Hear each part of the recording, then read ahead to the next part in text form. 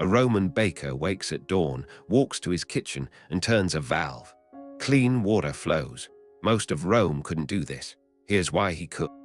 Rome, 98 C. The aqueduct system is at full capacity.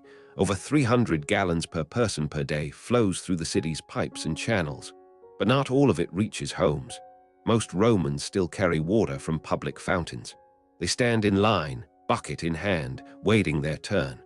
This wasn't laziness or poverty alone. It was engineering.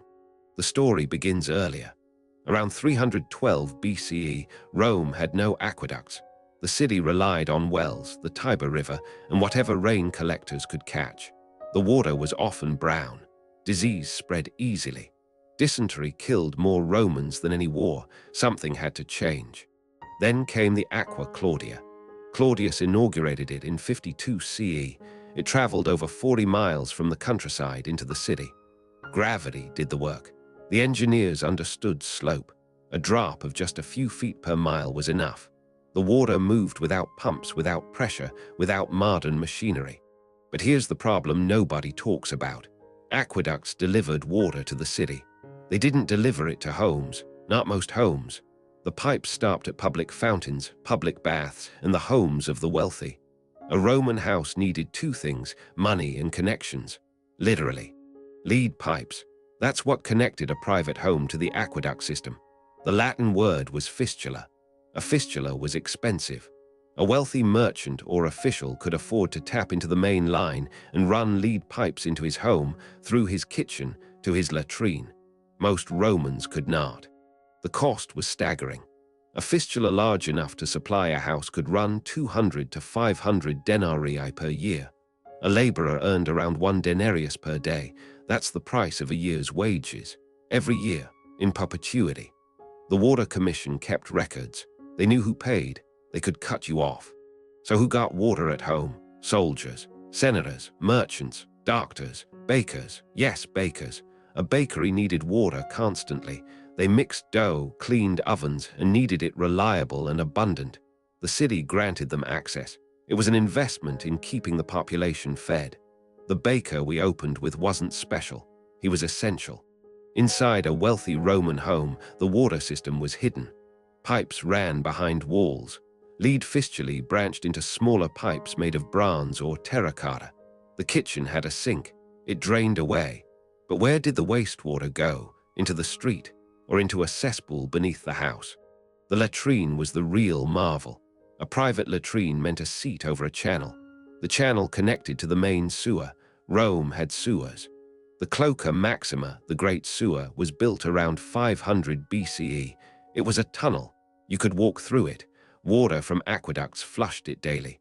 The wealthy had this luxury. The poor had nothing like this. They used public latrines.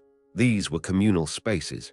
Dozens of people sat on a long bench with holes cut into it. Water flowed beneath. It was efficient, but it was public. Privacy didn't exist. Neither did comfort. You sat next to strangers. Yet here's what surprises historians. The public latrines were well maintained. The city employed workers to keep them clean. They were lit at night. They were heated in winter. The sewer water from the aqueducts kept them sanitary. Rome treated basic sanitation as infrastructure, as essential as roads. This is where the engineering becomes visible. The water system wasn't just about the wealthy. It was built to serve everyone, even if unequally. The aqueducts fed public fountains. The fountains fed the people. The public latrines kept disease down. The sewers moved waste away. It worked. By 300 C, Rome had 11 major aqueducts. They delivered roughly 300 million gallons per day to a city of maybe 1 million people. The per capita water use was staggering, higher than most modern cities. How? Waste, leaks in pipes, illegal taps, theft. The system was built with surplus in mind. The engineers knew about waste. They built for it. The lead pipes were oversized. The aqueduct channels had spillways. The system was redundant. If one aqueduct failed, others carried the load. This wasn't accident. It was design philosophy. Build it bigger than you need. The maintenance was relentless. Workers crawled into aqueducts to scrape mineral deposits.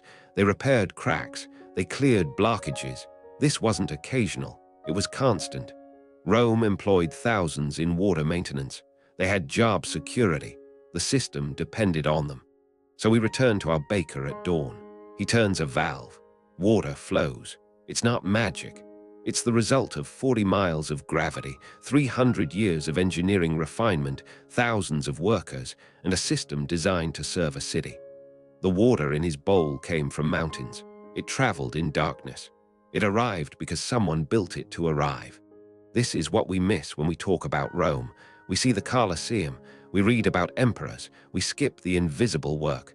The pipes, the sewers, the maintenance crews, the decisions about who gets water and who doesn't. The infrastructure that kept 1 million people alive. That's the real engineering. That's the real Rome. Subscribe. Each week, we uncover the forgotten systems that kept ancient civilizations running.